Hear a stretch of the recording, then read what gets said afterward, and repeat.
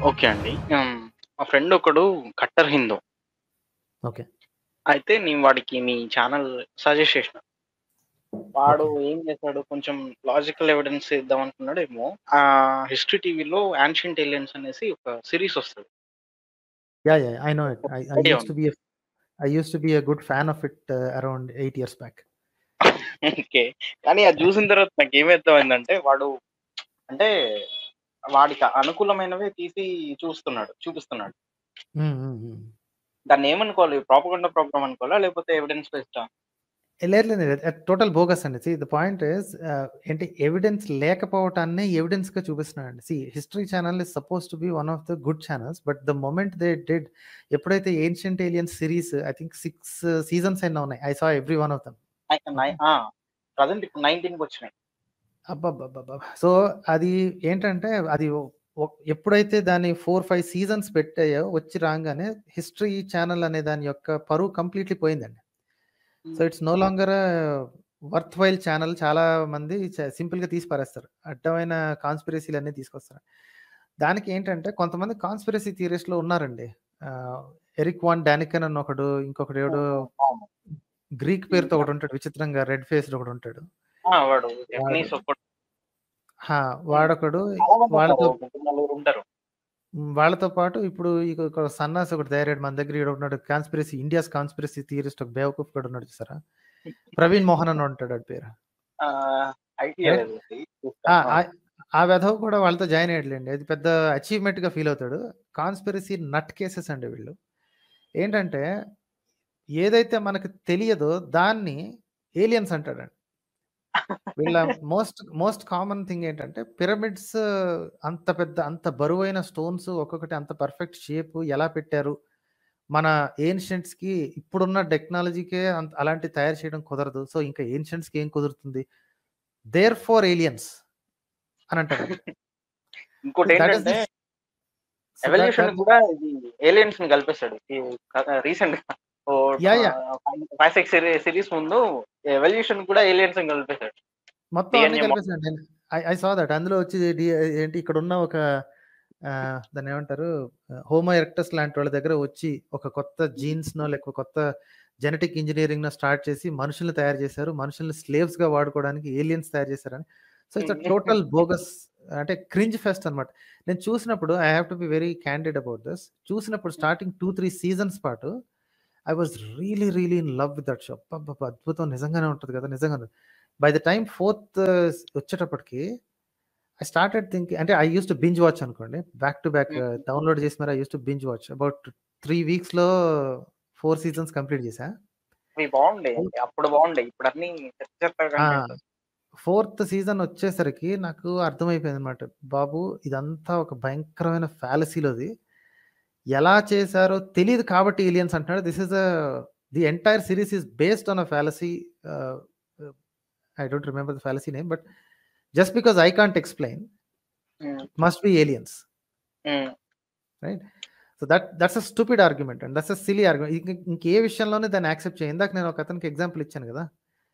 ఈ హత్య నువ్వు ఎలా చేశారో నువ్వు చెప్పలేవు కాబట్టి ఏమిటి దేవుడే జయించాడని. All of this is the same thing. Appeal to something that is not visible. Numinous అంటారు చూసారా? అది. మనకు తెలీదు కాబట్టి ఎవడో చేసాడు. ఇప్పుడు మన హ్యూమన్స్‌కి అంత కెపాసిటీ లేదు కాబట్టి అప్పటి హ్యూమన్స్‌కి కూడా అంత కెపాసిటీ ఉండదు అని. సో, అయితే దీనికి కౌంటర్ ఆర్గ్యుమెంట్ చాలా మంది ఇస్తారు. ఇప్పుడు మరి మన పుస్తకాల్లో గూడా రాసుంటాయి గదా! ఒక మనిషి ఇక్కడి నుంచి 100 యోజనాల దూరం పాటు సముద్రం మీద నుంచి దూకి అవతల ఉన్న లంకకి ఎక్కి దూకాడని రాసుంటది గదా! మరి ఏమో అప్పట్లో చేసేవాళ్ళం. ఇప్పుడు లేదేమో. ఎలా చేశారో తెలీదు కదా! So, why don't you think that is possible అంటారు. ఓకే. అది ఎలా అంటే ఇప్పుడు సపోజ్ ఏదైనా మీ మీద బుక్ రాస్తున్నారనుకోండి. మీరు మీరు కూడా నార్మల్‌గా అందరిలాగానే ఉండేవాళ్ళు. అందరికి ఉండే స్ట్రెంగ్త్ ఉంటది. అందరికి ఉండే ఇంటెలిజెన్స్ ఉంటది. ఇట్లా చేస్తే బుక్ పాపులర్ అవ్వదు కాబట్టి వాళ్ళు కొంచెం ఎక్స్‌ట్రా స్ట్రెంగ్త్‌ని, ఎక్స్‌ట్రా మొరాలిటీని, ఎక్స్‌ట్రా ఇంటెలిజెన్స్‌ని యాడ్ చేసుంటారు. ఎగ్జాక్ట్‌లీ. సో వీళ్ళేమనుకుంటున్నారు? వీళ్ళు అవి వాళ్ళే దేవుళ్ళు. అవి రిలీజియస్ టెక్స్ట్ కింద మారిపోయినాయి. హ్మ్. హ్మ్. సో, నేననేది ఏంటంటే వై ఆర్ దీస్ కాన్స్పిరసీస్ అని నేనంటానంటే ఎక్స్‌ప్లనేషన్స్ యాక్చువల్లీ చాలానే ఉన్నాయండి. ఈ హిస్టరీ ఛానల్ ఎంత పాపులర్ అయిందో ఆ ఎక్స్‌ప్లనేషన్స్ అంత పాపులర్ అవ్వలేదు. ఓకే. వందల కొద్దీ టన్నుల బరువున్న రాళ్ళని పాతకాలం వాళ్ళు ఎలా ఎత్తగలిగారు అని ఒక క్వెషన్ వస్తది. ఇప్పుడు ప్రస్తుతం మనకున్న టెక్నాలజీ పరంగా చూసినా సరే, పెద్ద పెద్ద క్రేనులుంటే తప్ప ఎత్తలేము అని. ఓకే. హ్మ్. మన జనాలకు తెలియనిదేంటంటే, or at least they don't want to think about it. Ancient people have time on their side. Hmm. ఒక్ ఒక్క బేలూరు, హళేబీడు లాంటి ఒక టెంపుల్ కాంప్లెక్స్ మొత్తాన్ని కట్టడానికి, బేలూరు టెంపుల్ కాంప్లెక్స్ కట్టడానికి అరౌండ్ 150 ఇయర్స్ టైమ్ ఉందండి ఆళ్ళకి. హ్మ్. ఓకే. ఇప్పుడు మనం చూసి ఆహా! ఎంత గొప్పగా కట్టారు అనుకుంటాం. It took that many number of generations. Right. So, they ఏంటి హాడ్ మీకు టైమ్ ఆన్ దేర్ సైడ్. ఇంకొకటి, ఆ! ఇంకొకటేంటంటే they keep forgetting the basic physics principles అండి.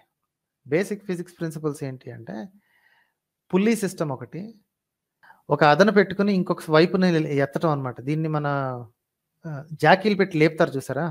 ఆ! Long okay. ఐటెమ్. క్రోబార్. హ్మ్. Crowbar method. So, crowbar method, pulley method అని 2 ఉన్నాయి. దీస్ ఆర్ బేసిక్ ఫిజిక్స్ అనమాట. అంటే that is enough to make అండి. ఇప్పుడు ఆల్రెడీ చాలా మంది కొంతమంది యూట్యూబ్‌లో యుల్ సీ అనమాట. ఏంటంటే వందల కొద్దీ టన్నులున్న రాయి హ్మ్. జస్ట్ చెక్కల రోలర్స్, రోప్స్ వీటితో 10 అడుగులు, 15 అడుగులు, 100 అడుగులు లేపటం ఎలాగనేది వీడియోస్ దొరుకుతాయి మీకు. హుహు. ఓకే. సో, ఇప్పుడు మనకున్న ఈ ఈ ఈ ఈ మాత్రం అండర్‌స్టాండింగ్ అంటే right now we don't want to do it. ఎందుకంటే మనకు క్రేన్ ఉంది. క్రేన్ తీసుకెళ్ళి పైన పెట్టేస్తాం. So, people keep forgetting the basic physics principles. అదేదో చాలా గొప్పగా అసలంత బరువైన రాయిని అంత పైకి ఎలా ఎత్తగలిగాడు? వీళ్ళు ఉంది కాబట్టే ఎత్తగలిగాడు. టైమ్‌ని మర్చిపోతున్నారు. ఇప్పుడు ఏదైనా చేయాలనుకుంటే ఈరోజు స్టార్ట్ చేస్తాడు. రేపు పొద్దున కల్లా అయిపోయిందనేసి ఈ థింకింగ్‌లో ఉంటారు కాబట్టి ఇవొస్తాయి. ఈ గాడ్ ఇవన్నీ కరెక్ట్. సూపర్‌స్టిషన్ సో, ఇవన్నీ. ఇందాక నేను ఒక వర్డ్ మర్చిపోయాను కదా! Our friends have given wedge అనేది ఒక మెథడ్. వెడ్జ్ తీస్తే you can make wide spaces. ఇంకొకటి ah, fulcrum. Tyrion hmm. Hmm. Lannister గారు చెప్పారు. Fulcrum. Yeah! So, these are the things అన్నమాట. These are the basic principles which you can use to ah, ఇంకొకటి inclined space. Inclined స్పేస్‌లో ఇలాగ లాక్కుంటూ అవతలకెళ్ళటం. Right. There are so many methods using basic physics అన్నమాట. ఎట్లా అంటే first class, second class, third క్లాస్‌లో అవసరమైన ఫిజిక్స్ ప్రిన్సిపల్స్ యూజ్ చేసి చాలా చాలా పెద్ద పనులు చేయొచ్చు. When you have time on your side. హ్మ్. ఇప్పుడు మన దగ్గర ప్రాజెక్ట్ ఒకటి మొదలుపెడితే వాడు నెల రోజుల్లో అవ్వకపోతే, ఒక బిల్డింగ్ కట్టడం మొదలుపెడితే వాడు 2 ఇయర్స్‌లో కంప్లీట్ చేయకపోతే పెద్ద గొడవలవుతాయి మన దగ్గర. Imagine you have 300 years to do it. Right. అప్పుడంటే రాజులున్నారు. రాజు తర్వాత వాడి కొడుకు, ఎగ్జాక్ట్‌లీ. వాడి తర్వాత వాడి కొడుకు అలా చేసుకుంటూ పోయేవాళ్ళు. ఇప్పుడు 5 ఎగ్జాక్ట్‌లీ. ఇయర్స్‌లోనే మనకి అన్ని రిజల్ట్ అన్నీ వచ్చేయాలి గదా! ఎగ్జాక్ట్‌లీ. అందుకనే మోడర్న్ సైన్స్‌కి కూడా చేత కాదనే దానికి ఈ సొల్లు కబుర్లండి. This is total bogus argument అన్నమాట. ఇప్పటి కాలంలో వాళ్ళకి కూడా చేతగానంత పెద్ద గొప్ప పని అని. ఇప్పటి కాలంలో ఎందుకు చేత కాదండి? దర్జాగా చేతవుద్ది. కాకపోతే you have to give them 300 years and 300 years worth of salary to all their generations. ఇవ్వగలిగితే చెప్పండి. టైమ్ ఉందండి పాతోళ్ళ దగ్గర టైమ్ ఉంది. ఇప్పుడు సేమ్ బేలూరు టైప్ ఒక కన్‌స్ట్రక్షన్ ఇంకోటి తయారు చేయాలి అన్నాను. స్టోన్ కొనుక్కురావాలి. స్టోన్ మేసెస్ ఓన్లీ వాళ్ళకి సుత్తి, ఉలి రెండే ఇవ్వండి. ఇంకేమి ఇవ్వద్దు. ఓకే. హ్మ్. ఓన్లీ అది ఇవ్వండి. How much time do you think they'll take? Exactly అదే రెప్లికేట్ చేయడానికి. పోనీ అలాంటిది ఇంకోటి రెప్లికేట్ చేయడానికి. ఓన్లీ సుత్తి, ఉలి పట్టుకొని చెక్కలు, తాళ్ళు, రోలర్స్, గుర్రాలు ఇవి ఓన్లీ ఏన్షియంట్ టెక్నాలజీని మాత్రమే వాడి చేయగలిగితే 150 ఏళ్ళు, 200 ఏళ్ళు పడతాయి. హ్మ్. వాళ్ళ తరాల తరాలు తరబడి వీళ్ళు పోషించాలి. అంత పోషించే కెపాసిటీ ఏ రాజు దగ్గరుంది ఇప్పుడు? ఇంకోటి మ్యాన్ పవర్ గూడా అప్పుడంతా స్లేవరీ గదా! ఎగ్జాక్ట్‌లీ. సో, అది 2 ఇన్ 1 అండి. స్లేవరీ అని అనుకోవచ్చు. లేకపోతే బికాజ్ ఆ పని ఉంది కాబట్టి పీపుల్ హావ్ బీన్ ఇంట్రెస్టెడ్. అది ఈవెన్ పెయిడ్ లేబర్ అన్నా అనుకోండి.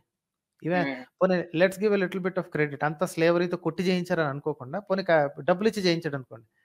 హ్మ్. డబ్బులిచ్చి చేయించడానికి రాజు దగ్గర ఉంది కదా డబ్బులు. ఎక్కడి నుంచో కొల్లగొట్టి తీసుకొస్తాడు కదా! జనాల దగ్గర పన్నులు వసూలు చేసి తీసుకుంటాడు కదా!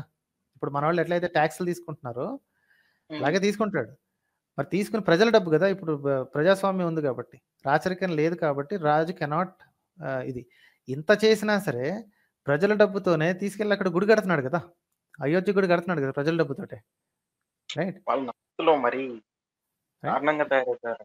సో, ఇట్స్ నాట్ అది ఇప్పుడేంటంటే మోడర్న్ టెక్నాలజీ వాడి. ఎందుకంటే ఆడికి 5 ఏళ్లలో కంప్లీట్ అయిపోవాలి. నెక్స్ట్ ఇయర్‌కో, ఆ పై ఇయర్‌కో ఐ థింక్ ఓపెనింగ్ చేస్తున్నాడట నెక్స్ట్ ఇయర్ అనుకుంటా. సో, ఫాస్ట్‌గా చేయించాలి కాబట్టి మోడర్న్ మెషిన్స్, క్రేన్‌లు, మన ఈ డ్రిల్లింగ్ మెషిన్‌లు అయన్నీ వాడుతున్నాడు. రామాలయం కట్టుకోవడానికి తెల్లోడు కనిపెట్టిన మిషన్స్, తెల్లోడు కనిపెట్టిన ఎలక్ట్రిసిటీ కావాల్సొచ్చింది. సో, అదనమాట. మళ్ళీ వీళ్ళ బుక్స్‌లో అన్నీ ఉన్నాయని చెప్తారు. వాడెవడో కనిపెట్టిన టెక్నాలజీ అంతా వాడతారు.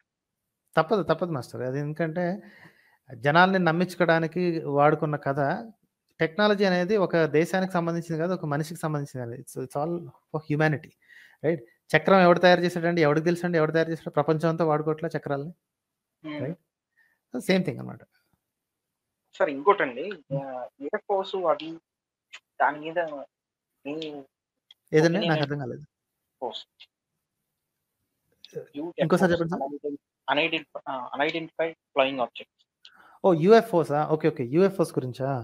యూఎఫ్ఓస్‌లోనే ఉందండి. ఐ థింక్ నాకంటే చాలా బెటర్‌గా మన నీల్ డిగ్రాస్ టైసన్ చెప్తాడండి. ఓకే. యూఎఫ్ఓస్‌లోనే పేరులోనే ఉంది. Unidentified flying objects. Unless you identify what it is, you are not supposed to give any opinion on them. If it is unidentified, how do you know what it is, right? So ఏదో ఒక flying object లేదా ఇదొక object ఉంది, it seems to be behaving in a strange way. You don't know what it is, so don't make an opinion on it. Aliens అని అదని ఇదని ఏం చెప్పొద్దు, రైట్? దానికి పక్కాగా ఒక ఎక్స్‌ప్లనేషన్ ఉండి తీరుతది. ఆ ఎక్స్‌ప్లనేషన్ ఏంటో మనకు ప్రస్తుతానికి తెలియకపోవచ్చు. ఇంకొక వెరీ ప్లాజిబుల్ థింగ్ ఏంటి అంటే, యునైటెడ్ స్టేట్స్ ఎయిర్ ఫోర్స్ ఏదైతే ఉందో, ఇట్ ఈస్ నోటోరియస్‌లీ సీక్రెటివ్ అండి. ఓకే. అవును. జనాల్ని కాన్స్పిరసీ థియరీస్‌లో ఉన్నా సరే పట్టించుకోదు గానీ, they will not reveal anything about their secret missions. So వాళ్ళకి ఏమిటి stealth mode objects, stealth mode flying devices testing చేస్తూనే ఉంటారు వాళ్ళు. ఓకే. సో ఆ పద్ధతిలో they would have done a lot of things. ఎప్పుడైతే ఇంకొక 50 ఏళ్ళకో, 100 ఏళ్ళకో, 110 ఏళ్ళకో డీక్లాసిఫై అవుతాయి చూసారా? అప్పుడు తెలుస్తది. ఒరేయ్! మనం అన్‌ఐడెంటిఫైడ్ అనుకున్నాం గడిదిగుడ్డు. ఇట్స్ స్టెల్త్ ఆబ్జెక్ట్ అది. టెస్ట్ ఫ్లైట్ అది. ఏమిటి దీని మీద కాకుండా ఏంటంటే ప్రొపల్షన్ మీద కాకుండా, అంటే బ్యాక్వర్డ్ ప్రొపల్షన్ కాకుండా కింద నుంచి ప్రొపల్షన్ తోటి ట్రై చేస్తున్నది. డ్రోన్ టైప్ టెక్నాలజీస్ ఇవన్నీని అని తర్వాత ఎప్పుడో తెలుస్తదండి. సో అందుకనే డు నాట్ బి డిసీవ్డ్. అస్సలు మోసపోవద్దు. అన్‌ఐడెంటిఫైడ్ ఫ్లయింగ్ ఆబ్జెక్ట్స్, యూఎఫ్ఓ అనంగానే అవేవో ఏలియన్ అని టోటల్ అంటే బోగస్ మరి అండి. సేమ్ టైము వీళ్ళకి దీనికి ఎవిడెన్స్ చెప్పేవాళ్ళు కూడా ఉంటారు కదా! వాడెవడో సపోజ్ ఇది ఏన్షియంట్ ఏలియన్స్ అంటే మనకి యూఎస్ సీ ఎయిర్ ఫోర్స్ పైలటే టెస్టిమోనీ చెప్తాడు. సీ ఎయిర్ ఫోర్స్ పైలట్స్ వాళ్ళు కూడా మనుషులేనండి. They can also be easily deceived, right? So if that is the case, ఇప్పుడు నిజంగానే ఏలియన్స్ వచ్చి ఎయిర్ ఫోర్స్‌తో ఫైట్ చేసో, లేకపోతే ఎయిర్ ఫోర్స్ పైలట్స్ పర్స్యూ చేస్తే తప్పించుకొని పారిపోతే, what do you think they are waiting for, right? Okay. So సరే ఉందని తెలిసిందనుకోండి. అన్‌ఐడెంటిఫైడ్‌గా ఉండటం వల్ల మనకొచ్చిన లాభం ఏంటి? వాటికొచ్చిన లాభం ఏంటి? Okay. These are unanswered questions. Plus దీనికి what is your purpose of it అనేది అర్థం కాదు. అవును ఏలియన్స్ ఉన్నాయి అని తేల్చాడనుకోండి ఎవడన్నా. Okay. What do you want to do about it? Right? Nothing. Nothing. At least as a citizens of this simple country or simple earth, we don't know what to do. Okay. So it doesn't make any sense. దాని గురించి మనం ఆలోచించి అమ్మో aliens అని అనుకోవడం వల్ల ఇది లేదు.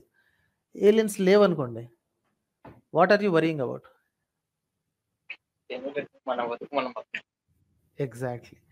సో ఇలాంటివన్నీ ఏంటంటే కడుపు నిండిన వ్యవహారాలండి. అంతా పనులన్నీ అయిపోయిన తర్వాత ఖాళీగా కూర్చున్నప్పుడు కాన్స్పిరసీ థియరీస్‌ని ఎంటర్‌టైన్ చేస్తా ఉంటారు మన సో కాల్డ్ కొంతమంది హైపర్ ఇంటెలెక్చువల్స్ కొంతమంది చేస్తా ఉంటారు. మనకది ఇంట్రెస్టింగ్‌గా ఉంటే ముచ్చటగా చూసుకోవడం. ఇప్పుడు ఏముంది, మీరు ఏంటి హాలీవుడ్ మూవీస్ చూస్తారు కదా! అలాగే చూసి ఎంటర్‌టైన్ అవ్వటమే తప్ప, వాటిలో నిజం ఉందనుకోవటం, లేకపోతే వాటి వల్ల ఇంకేదన్నా జరుగుతుందనుకోవటం ఇట్స్ నాట్ యూజ్‌ఫుల్ అండి. Right sir. అయితే థాంక్స్ అలాట్ శ్రీకాంత్ గారు.